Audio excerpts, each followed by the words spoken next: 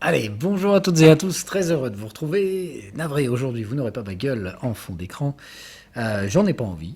Mais bon, ceci dit, c'est pas ma tronche qui doit changer grand-chose, c'est ce que je vais vous dire qui doit être important. On va parler aujourd'hui d'Evergrande et de la panique financière que cela pourrait créer, etc., etc. Donc, qu'est-ce qu'il en est réellement? On va essayer de dégrossir un petit peu tout ça d'un point de vue gestion du risque et marché. On n'est pas ici pour faire des thématiques politique, etc., même si on va aborder très succinctement ce sujet-là. Allez-y, c'est parti. Alors donc, Evergrande, pour la petite histoire, je ne vais pas parler de ce que c'est, vous êtes assez grand, vous vous renseignez, et je parle du principe que vous devez déjà avoir au moins une idée, au moins vague, de ce que c'est réellement, etc. Donc, on va plutôt rentrer direct dans le vif du sujet, les mauvais traitements qui sont faits de cette information, et quelle est la bonne et le bon message que vous devez conserver de tout ça dans vos gestions du risque. Donc, toujours le même rappel, on ne traite pas une information comme une stratégie de trading, on ne peut pas faire ce lien stupide entre les deux, mais on ne peut pas non plus ne rien faire. C'est bien de comprendre, enfin ne rien faire, rejeter l'info comme si elle n'était rien. Il y a certaines informations qui peuvent effectivement catalyser des risques dus d'abord à des effets psychologiques, mais là on parle d'un risque crédit, donc il peut y avoir effectivement des effets systémiques. On va donc essayer concrètement de regarder s'il y a réellement effet de contagion, etc. Parce que c'est de ça dont on parle. En fait, les principales craintes aujourd'hui par rapport à Evergrande, si je les schématise entre les deux extrêmes qu'on va rejeter très vite, d'un côté du spectre, on a ceux qui disent « Ah mon Dieu, 300 milliards de dollars, mais vous vous rendez compte, les bulles de crédit vont exploser, on ne pourra pas faire autrement parce que cette dette, elle est détenue par plein d'autres entreprises et forcément, ces entreprises ne pouvant être remboursées ne pourront peut-être pas refinancer elles-mêmes leurs propres dettes et la boucle est bouclée, le marché va s'effondrer. Bon, ça, c'est toujours les mêmes Mongoliens qui vous vendent de l'or tous les 4 matins, etc. Donc il faut faire attention à ne pas vous laisser fumer par ces gens-là. Ils sont là à chaque fois qu'il y a un truc qui se passe pas bien pour dire que c'est la fois où ça va tout péter. Ils auront peut-être raison un jour, probablement même d'ailleurs, mais ils se seront tellement plantés avant que si vous les suivez, vous êtes morts. Donc, on ne peut pas écouter ça, c'est pas possible. Ça relève tout simplement de ce qu'on appelle un black swan. Donc, par définition, un black swan, c'est pas quelque chose qu'on peut prévoir, et c'est pas quelque chose qu'il faut prévoir dans ces gestions. Si ça vous tombe sur le coin de la gueule, vous réagirez comme l'intégralité des opérateurs de marché. Mais surtout, si vous avez une gestion du risque, les black swans, figurez-vous qu'on peut même les sentir avant. Et oui, comme le Covid. J'en savais rien du tout, moi, qu'on allait se taper le Covid, et pourtant je savais qu'on allait faire un sommet de marché par là-bas. Bon, tout comme je vous bassine depuis des semaines pour vous dire qu'on va se taper un sommet de marché, donc Evergrande, est-ce que c'est le truc qui va faire chuter la finance? Bah non, le seul truc que ça fait, c'est que ça crée un putain de sommet de marché qu'on attend depuis des semaines. Donc, en soi, si vous spéculez, et si vous savez lire vos graphiques, on savait pas trop quoi, mais on savait qu'on allait se manger un truc. Donc Evergrande, ça va juste être tout comme je vous l'avais même dit à l'époque du Covid, c'est la bonne raison. Voilà. Maintenant, le Covid s'est avéré être bien plus grave que les pressentiments que j'en avais, et vous avez toutes les vidéos pour en témoigner qui montrent à quel point j'ai sous-estimé le risque au début. Mais franchement, les premiers jours du Covid, ça avait surtout l'air d'une bonne excuse pour effacer les excès. Eh ben, j'ai l'impression que c'est pareil. Voilà. Bon, pour moi, Wall Street, ça commence à baisser. C'était carrément excessif et gros n'importe quoi. Donc, bah, c'est normal. Voilà. Maintenant, est-ce que les bourses chinoises s'effondrent, etc. Non. Par contre, il y a un secteur qui est targeté très spécifiquement, c'est le secteur du high yield. Et ça, c'est le message dont on va parler. Donc, comme toujours, on fait une hypothèse de travail, après on a tort, pas tort, etc. Mais avant de transposer ça en stratégie de trading et en action, on va essayer donc d'extraire le jus de cette information, voir si elle peut réellement être utilisée dans une stratégie de trading, et surtout, on va construire une stratégie de trading après. Donc on va en reparler après, mais en soi, la conclusion, sans spoiler, c'est qu'on va pas changer grand-chose en fait à la gestion qui est déjà en cours. En tout cas, pour moi, ça change rien. Tout est déjà en place et ça va faire que catalyser éventuellement ce qui est déjà en place. On en parlera plus tard quand on ira sur la partie trading. Avant, donc, essayez de comprendre le message qui est réellement envoyé. Alors là, oulala, avant d'aller plus loin, on va tout de suite parler de ça. Il faut que vous enleviez votre prisme de lecture européen. Ou en tout cas occidentale en général. Parce que la Chine, c'est pas du tout pareil. Alors j'ai pas la prétention de savoir avec perfection, Mais bon, pour y être allé quand même et avoir étudié ça assez en détail, j'ai quand même, on va dire ici, une vision moins biaisée que la plupart des autres Européens et Occidentaux en général. Donc, avec pincette, puisque donc, avec un peu d'humilité, c'est pas moi, petit Européen, qui sais réellement comment ça se passe en Chine, mais j'en ai une meilleure idée que la plupart des gens. Donc, c'est bien de comprendre comment fonctionne le régime chinois et la population chinoise en réaction à ce régime. Je vais tout de suite à la conclusion pour pas vous faire 3 tonnes de blabla, mais il faut bien comprendre que le Parti communiste chinois, alors la dictature, tout ça, si on parle comme un Européen, c'est pas bien, etc. Bon, la dictature, c'est pas mieux que ce qu'on a chez nous, c'est juste différent. Donc c'est ni mieux ni moins bien, c'est juste différent. Voilà le postulat selon lequel on va travailler. Donc enlevez votre prisme de jugement, de c'est bien, pas bien, c'est voilà. Le Parti communiste chinois, il a pour volonté de faire comme nos partis politiques à nous, rester au pouvoir, etc., etc., le bien-être de la population éventuellement. Bon, le Parti communiste chinois, lui, il a surtout envie que sa nation, donc, ne s'effondre pas. Donc, comme tout pouvoir, et surtout donc comme tout système un peu autocratique au pouvoir centralisé, très fortement centralisé, il y a 2 contreparties. C'est-à-dire qu'il y a une force de frappe énorme qui est que la Chine, comme vous l'avez vu pendant le confinement, etc., ça agit tout de suite, les gens ne bronchent pas. Il y a clairement des avantages à la gestion autocratique et centralisée. Les désavantages, c'est que ça induit beaucoup de corruption et un ralentissement énorme à la remontée de l'information. L'information, entre guillemets, circule mal dans un système autocratique parce qu'il y a des effets individuels de gens qui ont peur de faire remonter les mauvaises informations, de peur d'en subir les conséquences, etc. Sans parler, évidemment, donc de toute la corruption au milieu qui est encore plus là pour freiner. Donc le problème auquel sont souvent confrontés les systèmes autocratiques, dont la Chine, c'est ça. C'est que l'info, ils ont des yeux partout en Chine. Je veux dire, si vous y êtes allé, vous verrez, c'est vraiment flippant. C'est Big Brother, mais 3000. Par contre, comme je vous dis, c'est pour compenser le manque cruel de véracité de l'information qui remonte naturellement. Donc, ils font tout pour être au courant de tout, mais ils ratent souvent beaucoup d'informations. En tout cas, elles arrivent assez tard. Voilà le postulat réel qu'on va traiter ici. Donc, Evergrande, c'est un problème de dette. Un problème de dette leveragée. C'est-à-dire que ce qui s'est réellement passé derrière, c'est que le pouvoir central chinois, le Parti communiste, a eu probablement vent depuis plusieurs mois, voire trimestres, qu'il y avait un problème sur le prise de risque et donc sur la dette high yield, le leverage, et particulièrement dans le secteur de la construction. Là, c'est pareil, si vous creusez un tout petit peu sous la surface de la construction en Chine, c'est flippant. Mais évidemment, c'est ce que font les gens en ce moment qui cherchent l'horreur. Voilà, ils se disent « Ah, Evergrande, c'est absolument pas la seule boîte, vous inquiétez pas, les autres vont chuter, etc. C'est le début de la fin. » Non, non, c'est n'importe quoi. Là, il faut penser Chine, penser Parti communiste chinois. Comment le pouvoir étatique chinois fait-il pour résoudre les problèmes ? Arrêtez de réfléchir bêtement, cause, conséquence, conséquence, conséquence, conséquence, conséquence, donc fin du monde. Non, non. Cause, conséquence, il faut déjà réfléchir à la cause. Qu'est-ce qui a causé le problème Evergrande? C'est la mise en place de nouvelles règles chinoises sur la dette leveragée qui limitent les ratios de dette qu'on peut utiliser, et ça touche particulièrement le secteur de la construction sur une de ces règles qui ont été mises en place.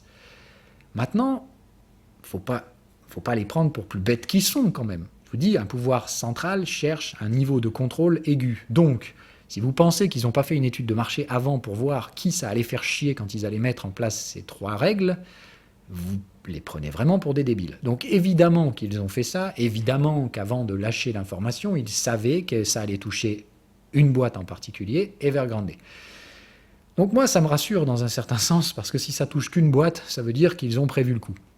Qu'ils ont probablement, effectivement, réglé le curseur volontairement à un certain niveau pour qu'il n'y ait qu'une boîte qui tombe, et surtout que ça envoie un message. Parce que c'est ça que fait le Parti communiste à chaque fois qu'il veut résoudre un problème. Je vous donnerai des exemples, il y en a des centaines. Voilà, vous n'avez qu'à prendre Jack Ma avec Alibaba pour envoyer le message aux riches milliardaires chinois que s'ils essaient de ne pas jouer le jeu et de se barrer, ils viendront les récupérer ou partout. Voilà. C'est toujours fait avec un petit côté un peu théâtral, et surtout, donc, il faut un exemple. On prend toujours quelqu'un qui sert d'exemple pour que le message passe pour les autres. Donc, que s'est-il réellement passé selon moi avec Evergrande ? Le Parti communiste chinois vient juste d'envoyer un message à l'intégralité des acteurs économiques chinois, ça ne touche pas juste que les secteurs de la construction. pour dire, yo les cocos, on a un risque avec la dette high yield qui pourrait foutre la merde dans notre pays tout entier, la Chine avec un grand C, donc il est hors de question que vous fassiez n'importe quoi les bolos, on vous regarde à partir de maintenant, et ceux qui font les cons, eh ben, ceux qui franchissent la ligne rouge vont se faire démonter. Voilà ce que ça veut dire. Ça veut dire, allô les gars, on regarde à partir de maintenant, donc faites pas n'importe quoi. Et celui qu'on va prendre pour exemple pour envoyer le message à tous les autres, c'est Evergrande. Donc, est-ce que la Banque centrale chinoise va soutenir Evergrande ? Oui et non. Oui pour éviter que ça parte chez les autres, mais non parce qu'il va falloir faire un exemple. Donc, évidemment que ça va être très compliqué de naviguer, mais pour moi, ceux qui partent sur le scénario catastrophique, tout ça, bon, c'est encore une fois probablement dû à une très forte méconnaissance des mécanismes et des fonctionnements étatiques chinois, d'une profonde méconnaissance des systèmes financiers, qui ne sont pas du tout pour essayer de mettre en place des risques systémiques, mais plutôt de les couper aussi vite que possible. Donc pour l'instant, ça fait déjà plusieurs jours que l'effet d'annonce s'est passé, donc à mon avis, s'il y avait réellement un problème systémique, on l'aurait déjà en fait. Si on avait un Black Swan, on serait déjà là maintenant en train de voir les dominos sauter les uns après les autres. Ça ne semble pas être le cas. Pourquoi ? Parce que si on regarde la dette, pour l'instant, on va regarder la dette dans son ensemble, c'est-à-dire la dette à faible risque d'abord. J'ai pas de tracker high yield en Chine, mais on regardera le tracker JNK aux États-Unis. Si j'ajoute ici, donc on va prendre les deux grandes puissances, on va prendre la Chine et les États-Unis. Ok, si on compare leur taux à 10 ans, donc déjà le taux en Chine bien plus élevé, c'est-à-dire qu'eux, ils ne sont pas sous la manipulation de la Fed, etc. Mais bon, voilà, vous voyez, les taux sont beaucoup plus stables. Eux, entre guillemets, depuis la crise financière, les taux sont à peu près maintenus, également artificiellement, par des programmes de soutien monétaire. Ne faites pas dire ce que je n'ai pas dit. Bien entendu que la Chine imprime également à foison. Mais le principe, c'est que c'est beaucoup moins que les États-Unis, puisque eux, ça imprime, on n'en peut plus. Voilà, vous voyez que la direction des taux n'est pas la même.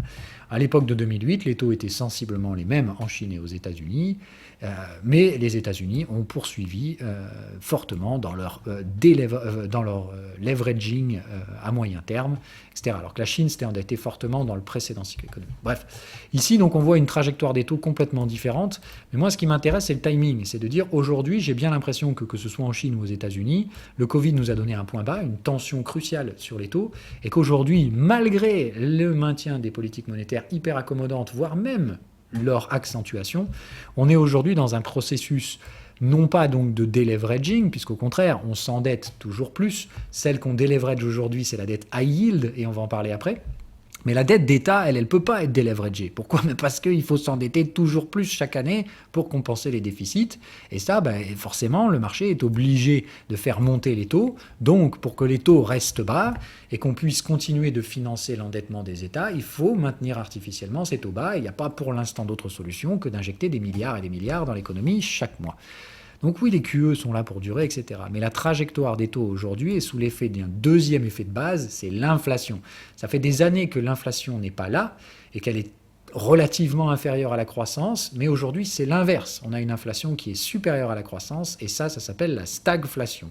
Et dans la stagflation, les taux ne restent pas bas. Les taux doivent à la fois pricer la faible croissance et l'inflation, et comme l'inflation est plus forte que la croissance, les taux montent. Et ce, malgré les rachats d'actifs qui eux-mêmes ne font qu'alimenter cette inflation. Donc oui, on est enfermé dans un gros problème de merde avec la dette. On ne pourra probablement pas en sortir parce qu'on n'en sort que par deux choses. L'hyperinflation ou l'explosion de la bulle de crédit et la déflation. Donc il faut bien comprendre que dans tous les cas, on est cerné par le problème de la dette, c'est qu'une question de temps, mais on va probablement pour l'instant utiliser la méthode douce, qui est la méthode inflationniste. L'inflation permet de repousser, mais l'inflation est un phénomène pernicieux qui fait que plus on va jouer ce jeu-là, plus on va causer notre propre perte hyperinflationniste. Voilà le merdier dans lequel les banques centrales essayent donc de naviguer aujourd'hui. Et pourquoi la dette high yield, ça les intéresse, et pourquoi la Chine intelligemment agit avant que le problème lui pète à la gueule ? Parce que c'est un risque systémique, la dette high yield. Si la dette high yield part en couille, les effets collatéraux toucheront sans aucun problème les dettes d'État derrière. Et donc, il y a un problème. Les dettes d'État qui sont déjà et qui vont être mises sous pression pour les raisons que je viens de vous énoncer, elles veulent tout sauf d'autres pressions haussières. Donc, oui, il est légitime que la Chine tape du poing sur la table pour éviter que des risques de l'ordre d'un risque systémique qui aurait des effets collatéraux partout dans l'économie ne puissent se mettre en place. Donc le message est envoyé de façon très claire, de façon probablement très maîtrisée, et il n'y a que les gogoles qui ne comprennent pas ça. Donc, qu'est-ce que ça nous donne maintenant qu'on a le scénario en termes de trading ? Eh bien, tant que les taux partent pas en couille, et ça ne semble pas du tout être le cas pour l'instant, eh bien, on peut s'attendre à effectivement un peu de volatilité, mais on voit que ce n'est pas nécessairement le cas, et normalement, la trajectoire des taux devrait se réamorcer. Donc, Evergrande, ce sera probablement qu'un seul événement épidermique, toujours pareil, qui ne servira qu'à faire qu'une chose, imprimer toujours plus d'argent, parce qu'il va falloir évidemment piloter la sortie de cette dette qui ne sera pas remboursée et qui va être remboursée par quelqu'un d'autre, pour éviter que les autres acteurs financiers héritent de la perte. Donc, évidemment qu'il va y avoir des injections monétaires ciblées probablement. Et c'est là où la Chine a un avantage comparé aux États-Unis. Aux États-Unis, si la dette high yield, elle pète, mais on est dans une merde noire. Vous croyez quoi ? Que la Banque centrale américaine, elle va pouvoir injecter de l'argent dans des boîtes surendettées ? Non, c'est interdit. Alors évidemment, la tuyauterie financière est suffisamment complexe pour qu'elle arrive à le faire plus ou moins légalement. Mais la Chine, ils s'en battent les couilles. C'est connu de tout le monde que la Banque centrale chinoise, elle a ses grandes portes ouvertes partout dans toutes les grandes banques chinoises. C'est connu également que... C'est connu également derrière que, en plus de ça, la Banque centrale chinoise peut largement outrepasser tout ce genre de considérations, etc. Donc évidemment que la Banque centrale chinoise et que le Parti communiste chinois fera tout pour éviter qu'il y ait des effets collatéraux. Ça se fera probablement par des dépenses, encore une fois, de yuan, donc des dévaluations, donc de l'inflation dans l'économie réelle, et le circuit recommence. Donc, ça c'est ce dont personnellement je vous parle déjà depuis plusieurs mois. Donc à mon avis, il n'y a rien de plus à faire que ce qu'il fallait déjà faire. Le problème, c'est que le deleveraging, ça va probablement causer des baisses sur les marchés généraux, mais pas nécessairement sur tous les secteurs. Ça ne veut pas dire on balance tout et les actions vont se péter la gueule, c'est le crack, mais ça veut dire effectivement que tous ceux qui sont exposés à des dettes à yield, c'est-à-dire tous ceux qui ont acheté les entreprises zombies ou leur dette, parce que c'est génial, une dette avec un coupon à 20-25%, oui, mais qu'est-ce qui se passe quand derrière la dette n'est pas remboursée ? Tu perds juste le capital de base. Donc évidemment que investir sur du high yield, ça rémunérait beaucoup, mais c'était associé à un très fort risque. Qu'est-ce que ça fera sur les bourses mondiales ? Ni plus ni moins que ce qu'on avait déjà dit. Les bourses mondiales, elles sont dans la stratosphère, elles font n'importe quoi depuis plusieurs mois, elles vont se manger une douille, ça c'est sûr. Maintenant, est-ce que toute la bourse va se péter la gueule ? Probablement non. Est-ce que Evergrande va catalyser une baisse plus rapide de ces mouvements ? C'est possible, on l'a vu. Pour moi, si je prends le S&P 500, mais on pourrait le faire avec le Hang Seng, peu importe, les replis sont on les a vus, les replis techniques sont beaucoup plus bas que les niveaux actuels. Donc, la question, c'est juste de savoir comment on va atteindre ces niveaux de valorisation. Est-ce qu'on va le faire one-shot en vendant du papier pour faire paniquer les gens en leur disant « Ah ouais, on se pète la gueule, c'est encore la faute des Chinois avec Evergrande, etc. » comme on l'a fait avec le Covid. Je ne serais pas surpris que les États-Unis fassent ce genre de conneries. Mais pourtant, la réalité physique derrière, c'est que c'est pas la faute des Chinois. Il y a le même problème de dette aux États-Unis. C'est juste comment on va politiser, encore une fois, ces problèmes. Et c'est là où, à mon avis, la plus grande incertitude se met en place. Donc le vrai risque auquel vous devriez réfléchir, c'est pas Evergrande. Le risque, c'est comment les Américains vont traiter Evergrande. Est-ce qu'ils vont s'en servir pour dire, encore une fois, « Regardez-moi ces vilains Chinois, c'est encore leur faute », alors que la Chine fait ce que les États-Unis auraient dû faire depuis longtemps, s'attaquer au problème de la dette high yield. Parce que si on regarde la dette high yield aux États-Unis, là, il y a un gros problème. Le tracker qu'on a, le meilleur, ce sera JNK. Et voilà. Alors là, JNK, d'un point de vue graphique, c'est magnifique. Regardez la dette high yield aux États-Unis, il n'y a pas de risque, tout va bien. Des rendements stratosphériques, pas de risque. Circulez les gars, il n'y a rien à voir. Bon, autant vous dire qu'après un choc comme ça, il y a toujours un retour de séisme. C'est-à-dire qu'on va se manger un petit haircut sur les dettes high yield, et puis après, évidemment, on imprimera notre problème, notre sortie du problème. Le squeeze ici m'invite à être évidemment, encore une fois, très prudent, mais comprendre que si on va viser ces niveaux de valorisation sur la dette high yield, on peut très bien le faire comme ça en disant « Oh, les vilains Chinois et les effets collatéraux », ou alors, comme on l'avait fait à l'époque, on se détériore doucement mais sûrement, avec évidemment toujours une phase un peu épidermique à la fin. Donc, si je schématise, pour moi, le plus probable aujourd'hui, ça reste ça, c'est-à-dire on est là aujourd'hui dans la phase où il va y avoir le message qui est envoyé clairement aux investisseurs du reste du monde, on va déleverager un petit peu le high yield et on va essayer de piloter ça, parce qu'encore une fois, la Fed, elle aussi, est là pour soutenir. Moi, je m'attends plus à une baisse construite comme ça, et dire, jusqu'au premier jusqu'au premier trimestre 2022, peut-être, à peu près, on devrait avoir des consolidations sur les marchés dues à cet effet de deleveraging qui ne supporte pas les valorisations très élevées de marché qu'on connaît actuellement. Ça fera baisser les marchés, point barre. Mais on risque de le faire de manière graduelle. Maintenant, si on décide de taper du poing sur la table pour dire « Oh, les vilains Chinois, c'est de leur faute, etc. », on se fera une réplique Covid, c'est-à-dire le bon vieux VDIP pour finir de toute façon au même prix dans quelques trimestres.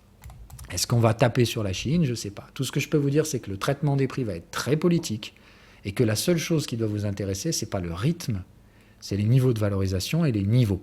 Sur le high yield, tout comme à Wall Street, visez ces deux supports, comme par hasard, Fibo 23, Fibo 38. Voilà. Donc, moi, à mon avis, c'est ça qu'il faut avoir, des niveaux et pas nécessairement des timings.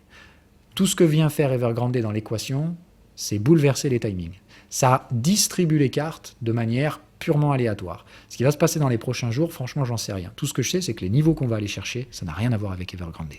Et sur ce, bonne journée à toutes et à tous.